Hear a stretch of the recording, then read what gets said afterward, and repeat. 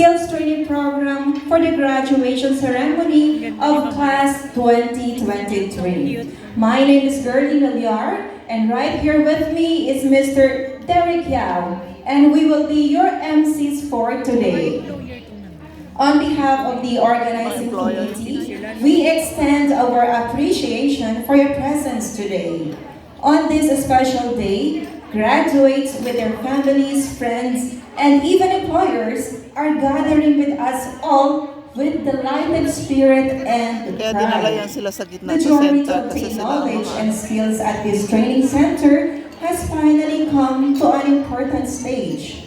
Today, we are celebrating your hard work and achievements, as well as the camaraderie that has been built over the past 9 months. To formally start this program, may we call on Mr. Edwin Justiniano for the invocation.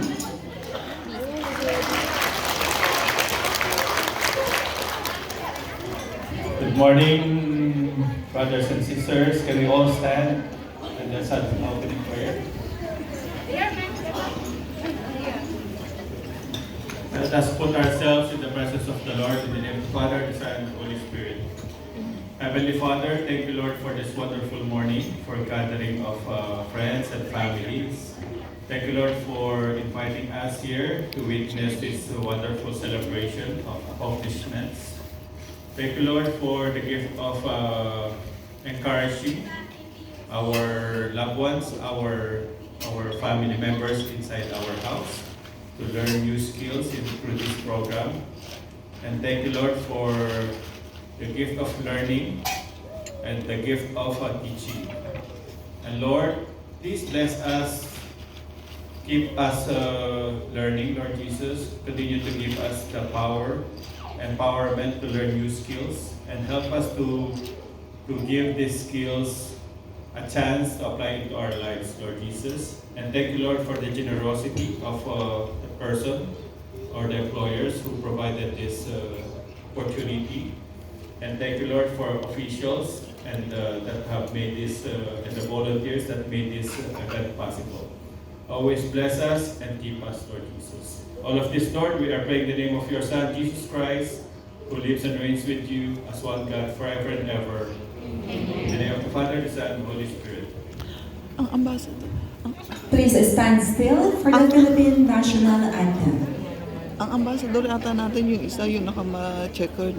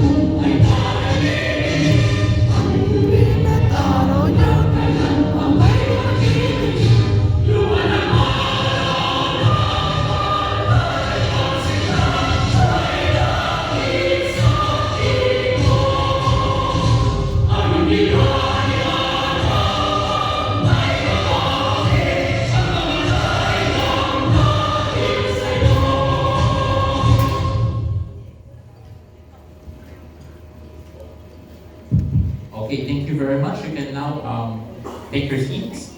I'd like to call on our opening remarks with our dear President, Ms. Eloisa Lopez. Tingnan nyo, nag-start nga tayo, 10 o'clock na.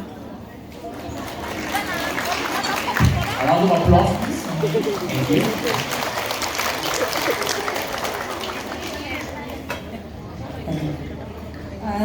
Thank you, Derek.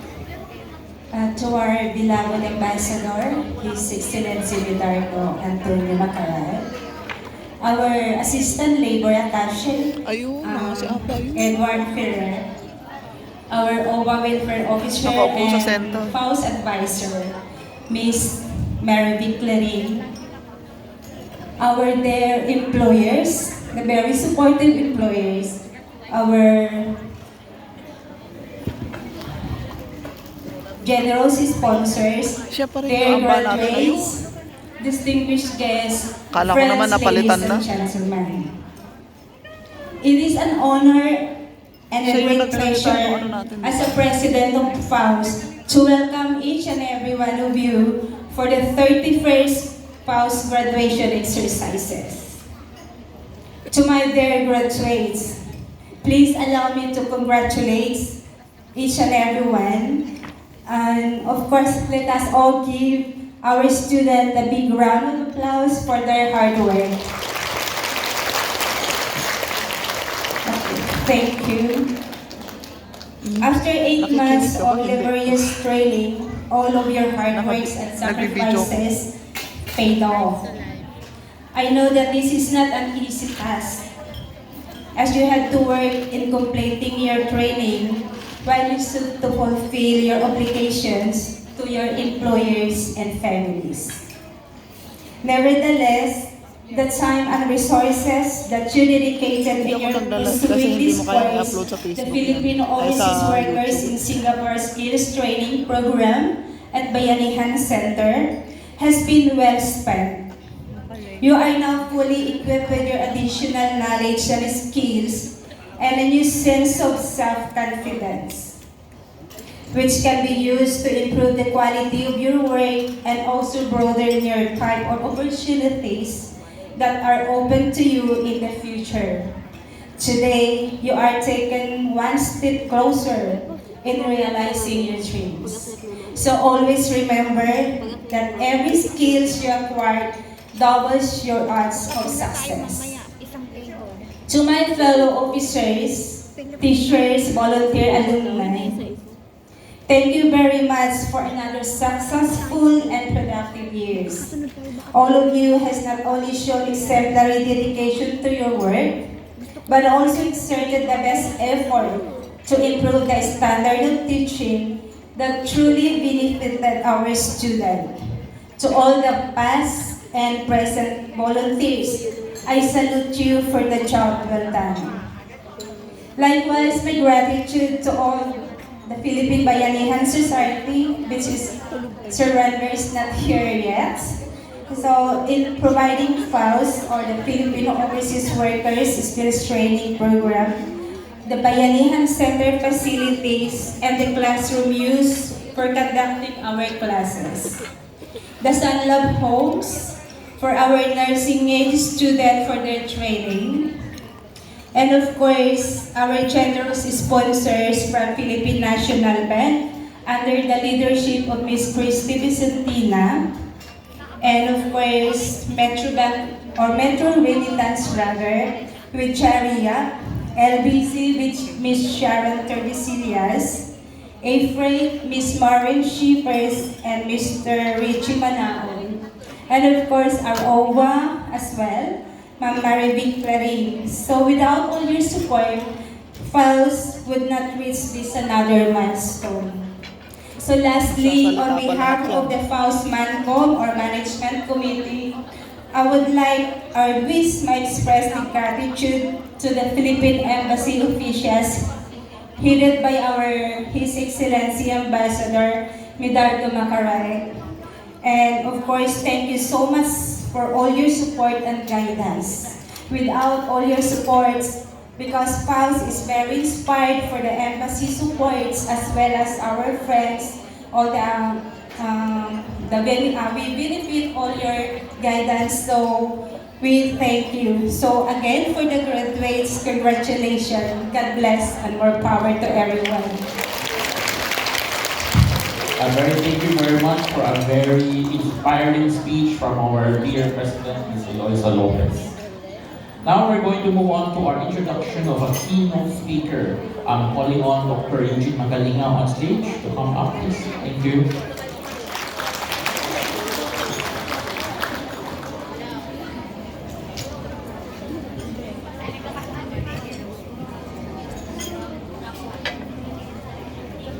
Thank you, Derek. Magandang umaga. Good morning to everyone. I have the pleasure to introduce our keynote speaker this morning.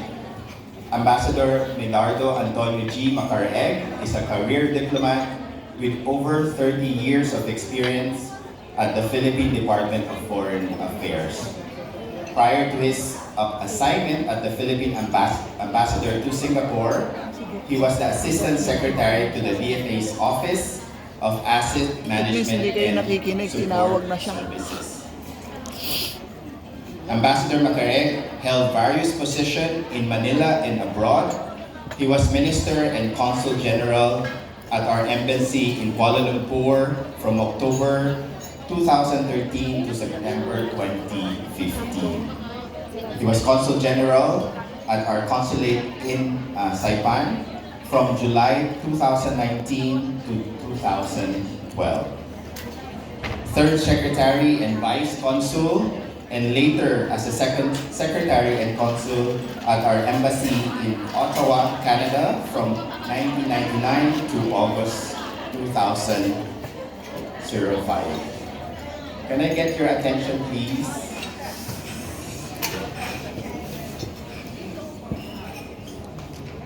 At the DFA in Manila, he served various roles, including Senior Special Assistant to the Undersecretary for Administration, Executive Director of the Office for Personal and Administrative Services, Acting Director for the Property Maintenance and Transportation Division, and Conference Officer of the APEC National Organizing Commission Executive Committee.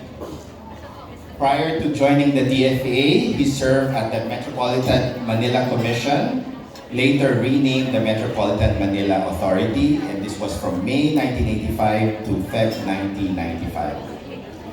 Ambassador Macaraeg obtained a Bachelor of Science in Architecture degree from the University of the Philippines in Diliman.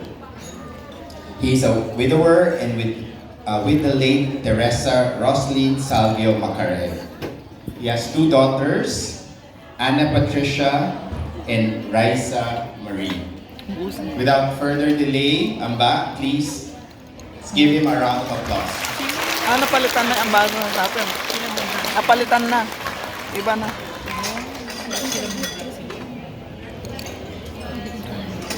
Thank you, Dr. G. Ms. Eloisa Lopez, President of FAUS. Iba na. Iba na. Dr. G, the officers and members and staff of FAUS, the lawyers who are very important Hingi ako na yun na making tubig. this possible. My co-workers at the Philippine Embassy, dear graduates, ladies and gentlemen, as you can see, I don't have a prepared speech because my staff already learned that I don't read their drafts. I try to talk to you from the heart. Now, I'm going to speak in English because there are some of us here who are, there's a lot of Singaporeans in our midst. So I would rather speak in English because everyone understands English here and everyone needs English for our future. Now, first, at the outset, let me congratulate and thank FAUS for this project. This is a very noteworthy project. This is something for the future, and I know that the FAUS management, the FAUS officials would never benefit from it. But still, with their hard work, with their dedication, they continue to do this. And to FAUS, led by Ms. Eloisa, thank you very much. Please accept my deepest gratitude from the bottom of our hearts. Humingi ako To the mainit na employers, tubig. Hindi ako umiinom you ng probably ano will talaga. benefit a little. Those of you who sent their people to say baking, you will now be able to reap. You will now have some nice big goodies in your residences, free of charge. Same things that you Nakatutok paid. ako sa aircon eh, dalawang aircon. And please note, Ha? the Malamig, Filipinos di ba? would love to do this not because of anything else, but because they also love you and they also care for you, they respect you. It's not. It's something that is very, very Filipino. To the graduates, this is now another opportunity. Faust has taught us, and Faust is giving us the opportunity to learn, unlearn, and relearn a lot of things. What do I mean? To learn, we understand and we get to know new things. To unlearn, we get to know that some of the things we know are wrong and we have to change them or modify them or change them a little bit. And we also relearn, because some of the things which we already know but which we may have forgotten is finally back in our consciences. So to the graduates, let me tell you this, and I've told a lot of Filipinos about this even when I was in Kuala Lumpur, as you heard from Dr. Eugene, I was in Saipan, I was also in Ottawa. To the Filipinos, this time I will speak in Tagalog. Hindi po habang buhay malinaw ang ating paningin. Hindi po habang buhay matigas ang ating tuhod. Hindi po habang buhay malakas ang ating pangangatawan. Subalit, kapag hindi na malinaw ang ating paningin, hindi na matigas ang ating tuhod, hindi na malakas ang ating pangangatawan, kailangan natin ng mas maraming pera. Tama po ba? Tama. To those of you, let me translate that. I told them that we will not have clear eyesight all our lives. We will not have strong, sturdy knees all our lives. We will not have we will not be strong all our lives. But once we lose our great eyesight, we lose our strength, that is the time that we will need more money.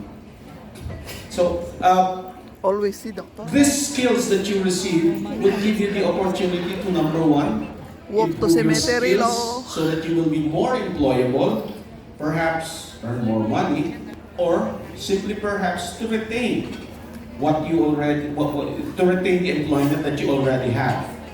Secondly, and this is my advocacy, ito po ang gusto ko talagang mangyari sa lahat sa atin. A lot of you, when you go back to the Philippines, should not go back as employees. You should be able to help our country solve its unemployment by becoming employers. And To these be skills entrepreneur. that you got from Faust Yes. would be one of those things that would tide you over towards these skills to make you employers. Now, a lot of you would probably be going for financial literacy and all of these things. Please listen to them. What they are telling you is that you should only save a little bit every day so that you can have something to fall back on so that it will become your capital when you go back to the Philippines. Okay?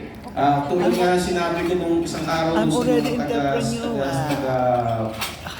taga-ABS-CBN, alam niyo yung pag-iipon, para rin pag-ibig yan. Dapat lagi kang magtitira ng konti para sa sarili. Correct. Kaya yan ang gagawin niyo, mag-iipon. Please take some amounts every day, every week, so that by the time that your eyesight fails, your knees crumble, and your body no longer is the same strength, you will have some money to fall back on, some money to invest in your own selves, some money for you to become employers back. Nagbabago yung kulay nung ano sa taas, Okay, kaya now, maganda reflection. That's my message for all of you. But let me also give you some updates on what's happening in the Philippine Embassy. There is a new law which says that workers will be the responsibility of the Department of Migrant Workers. Now we are almost complete with our full transition towards that, so that by the end of the year or by the start of next year, all workers will now be under the responsibility of our Migrant Workers Office. So we are 2 months ahead of the transition. And secondly, let me tell you that we are redeveloping our embassy at 20 Nasim Road. That property has been the property where you went to have your passports, to have your consular documents, your OEC. That has been demolished. Now, a lot of people would be nostalgic. Why did you demolish it there? It has a lot of memories for us. Now, let me tell you, those memories were good, but it's time to make new ones. So we're going to have our new embassy at 20 Nasim Road, hopefully by the middle of 2025. So we will go back there to the place that we own, to the place that can be called a part of the Philippines in Singapore. In the meantime, we will continue to serve you at 111 Somerset, 16th floor. That's where you will find us. It's going to be a small place, but we're going to have 16th floor. we're going to have the same services for you. Lagi ako nagpupunta Just doon. Sa one word. 15th floor naman. The overseas voting registration is ongoing. Please take advantage of it. I know that Filipinos always want to go to the last day, but please, we cannot. This Voters is my ako appeal. rito. We cannot all serve you in the last day, in the last week, in the last month. There simply are too many of us. Okay. Similarly, once the actual voting in April to May 2025 comes in, please do not also wait for the last day. Please vote early so that we can accommodate all of you. Voters ako dito sa Usually po Singapore. kasi Bumoboto ako dito. first that's 30 days that we would be having elections.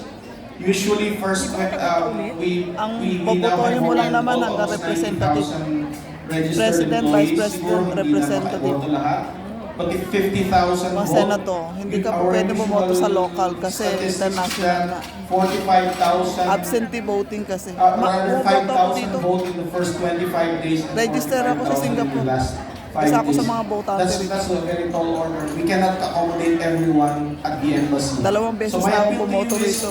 Please, let's exercise our rights. Let's exercise our freedoms early on so that Pero we can last election accommodate nakakuha ako everyone. ng poso sa Pilipinas, hindi ako nakabutante. The embassy would be open. The embassy Pagalingan would be your home, away from home. And we will continue to serve you. We will continue to have services. Alaga ko kasi We will continue to kumakandidato. receive services at So kinantahan ko yung 111 nanay. Somerset, 16th Makatanggi floor. pa yung nanay, yung anak Beyond sa that, nanay. let me just thank all of you. Let me thank again the FAUS. Let me thank the employers. And let me again congratulate Tapos kaklase all ko, of you magkagrupo graduates. sila. Mabuhay kayong lahat. At maraming salamat. Thank you very much. Nakakuha ko ng poso sa kasama ng tubo, ipapatayo ko sa lupa ko. I'd like to call on Ms. Eliza Lopez and Dr. Eugene Tapos Catalino ipapaano on ko stage sa to yung give Robin an namin award na for luma. appreciation to our ambassador, Dr. Eugene. Sir Macarig.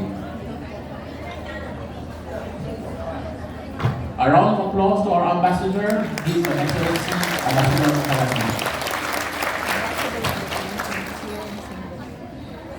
The Migrant Workers Office, Philippine Overseas Workers in Singapore Skills Training Program, Bayanihan Center. Certificate of recognition is awarded to His Excellency Lidardo J. Macarare in grateful acknowledgement of his Tinawag ka daw, distinguished madaling and tanggalin. invaluable service rendered as guest Kasi kung of Sambra honor yan, and mahirap speaker tanggalin pag ang during the tinawag Philippine ka na. Overseas Workers in Singapore Skills Training O, diba? Program graduation Iba na raw exercises. talaga ang Girl Scout. Given this 19th day of November lamig na ng kamay ko. 2023 at KFC Restaurant, Sacra Mount Fever, Telok Blangah Way, Singapore. Thank you so much, Sir. Thank you very much, Ambassador. What would you think?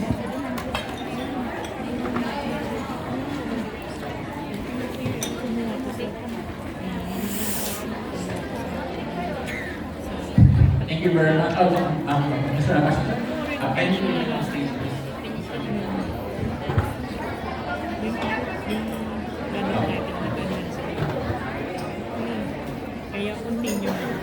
May I request all our students to please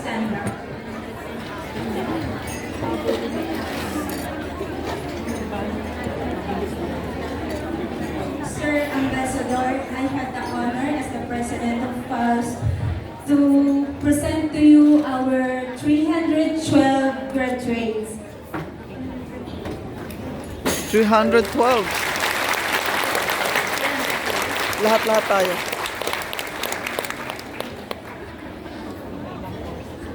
So you are all confirmed that you are graduate. Congratulations. Thank you. Woo! Thank you very much to our dear President, Ms. Eloisa Lopez, our Ambassador in Excellency, in our Vice President, Dr. Eugene Catalina. And for all the students, please sit now. Thank you very much. Your congratulations for your confirmation of being graduates of the Filipino Overseas in Singapore Skills Training Program. We're now moving on to our program with a very dedicated song to all of you, a graduation song by the graduates. Sorry, again, please stand up again for the graduation song. Sorry about that.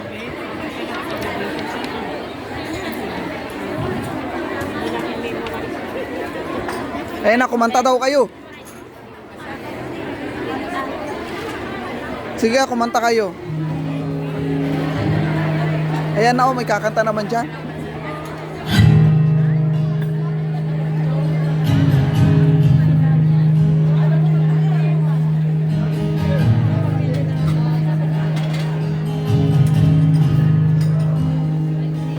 I love you, Lord. For your mercy never fails me. All my days I've been held in your hands. From the moment that I wake up until I lay my head, oh, I will sing of the goodness of God.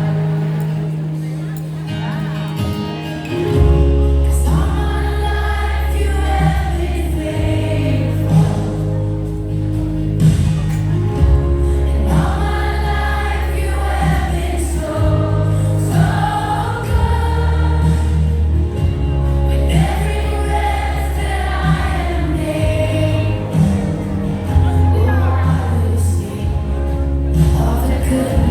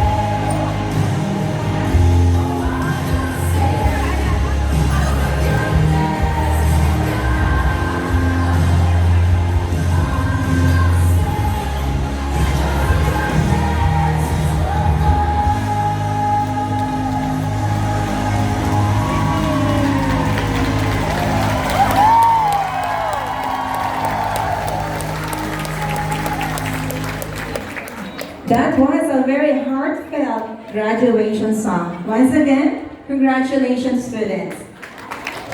Ako palakpakan, one round of applause to all the students who are graduates of 2023. Pagbuhay po kayo. Please sit down and when we will resume to our program. Okay, once again, I would like to congratulate the graduating class of 2023 for fighting for your dreams amidst all the challenges that you have been through. And kudos, of course, to the Di na people ata eh. who have served as instruments in their realizations of their dreams. For without their hard work and intelligent minds, everything we have now may surely seem impossible. So now let's proceed to the distribution of Ayan. certificates Ayan. of volunteers. Nilalamig na kayo, On no? stage, His Excellency Ambassador Ricardo Antonio G. Macaraig and Assistant Labor Attaché Eduardo Ferrer and our OWA Welfare Officer Marivic Clarin. Thank you very much. Thank you.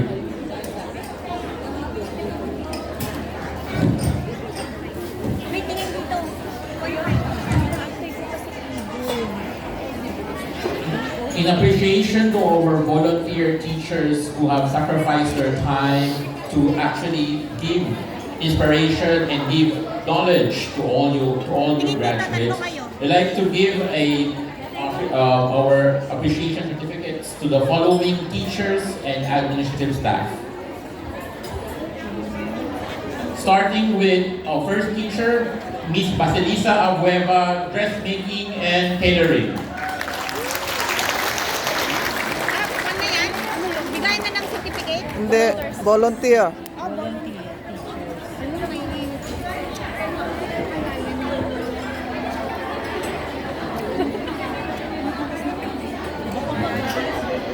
Next we have from Basic Baking and International Cuisine, Miss Lorna Alimare.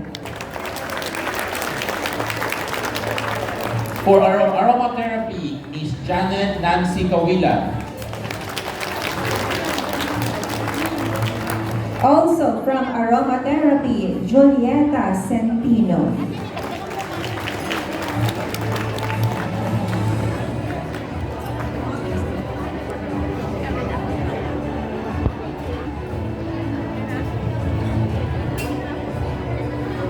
Ininom ko nga apurahan yung sa akin kasi ano.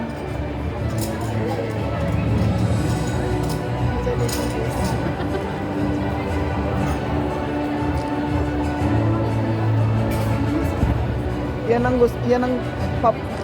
yan ang ianuhin ko pagkatapos ito, aromatherapy. For our nursing aid teachers, Miss Marivic Buesa.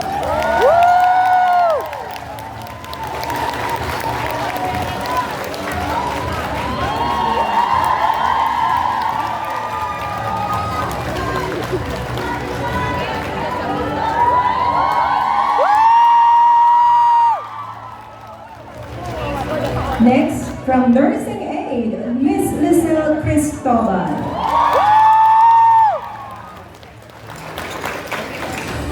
And for our basic baking, Miss Valerie Garcia.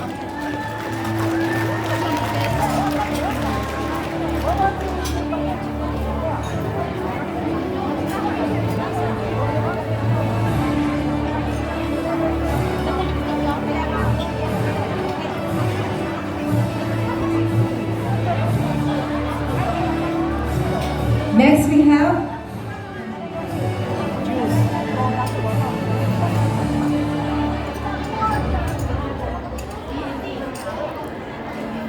the assistant teacher and alumni. Starting with from Nursing Aid, Miss Maricel Cabanyero.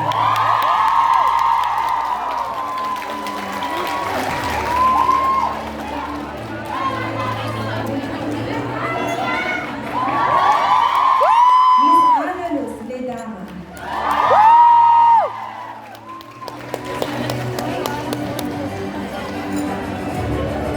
Miss Amor Flores.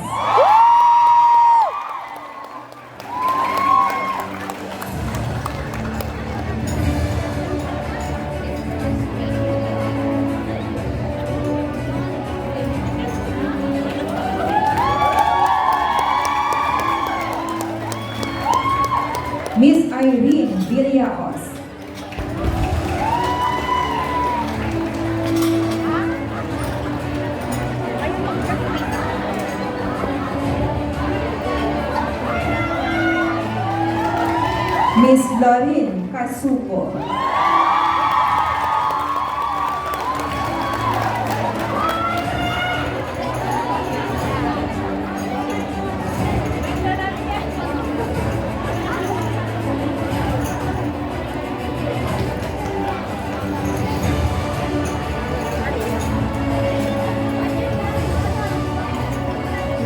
I would like to call on the teachers first to go up on stage for a group photo taking. Okay.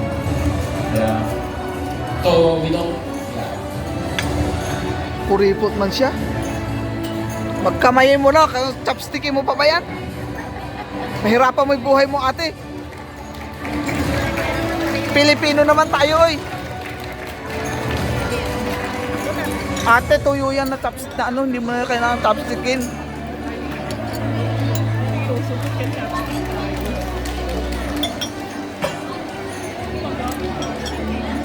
Kaya mo eh. Kaya naman tayo. Harapin ko yan. Seryoso yung manik ka, chopstick mo. Oo nga. Kung basa yung Thank you chopstick very na much, yung peanut, okay lang. We will resume our Kung ba- handing out of certificates. kung basa yan, to okay next lang. 38. Miss Pag tuyo na Lopendel. ganyan, kinakamay yan. Miss Lopendel.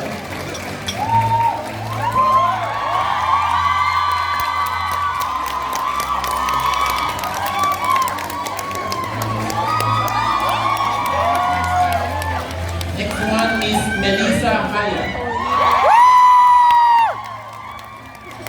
Ay, hindi na nakuha. And Miss Paterna Cubilo. Miss Hilda Q.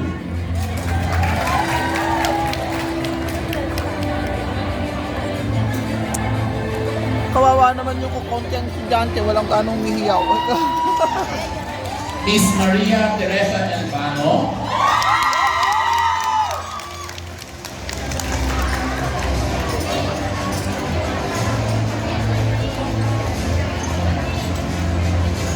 Yun lang yung bigay namin.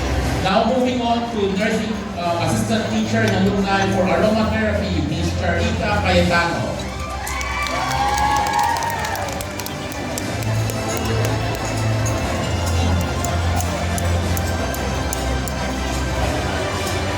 For HRM, Miss Donalette Reyes.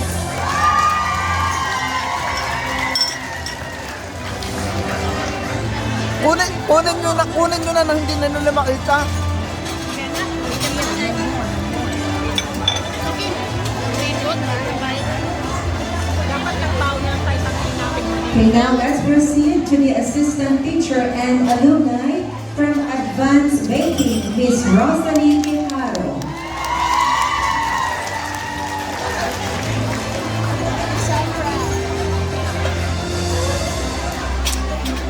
Actually kasi sobrang dami natin, kung konti lang ang waiter.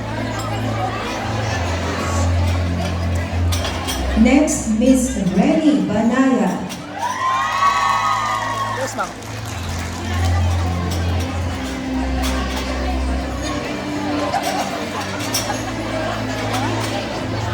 Miss La Arnie Bueno.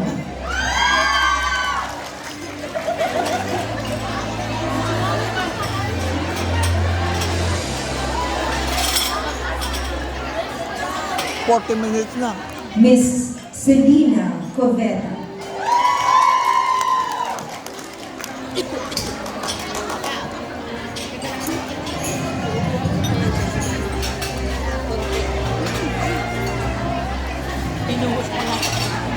Kasi hindi mabigay ng bago. Okay, next, Miss Jovelyn Pagirigan.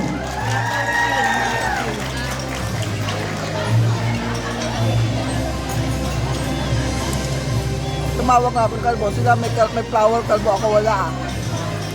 Okay ka na.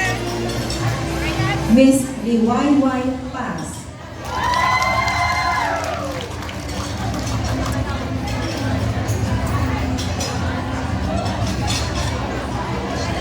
Let's move on to the assistant teachers and alumni for computer and dressmaking, starting with Mr. Colin Daniel Hernandez.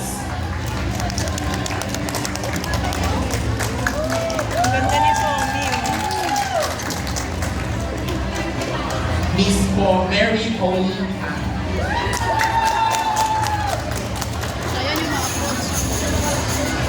For dressmaking, Miss Ofelia Sacatropes. Tingin ka. Hoy, tingin kayo. For dressmaking, Miss Arlene Caragal.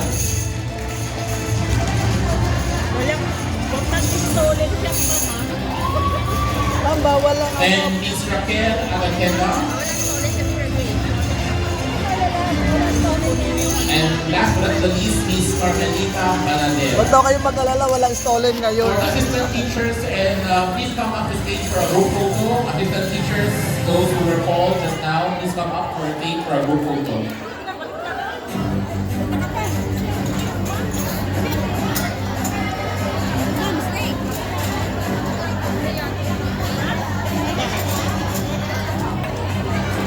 O guardians din siya.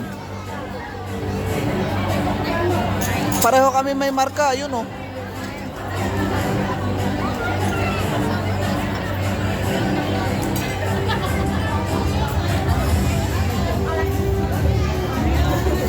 Alam niyo, doon tayo lahat manggagaling.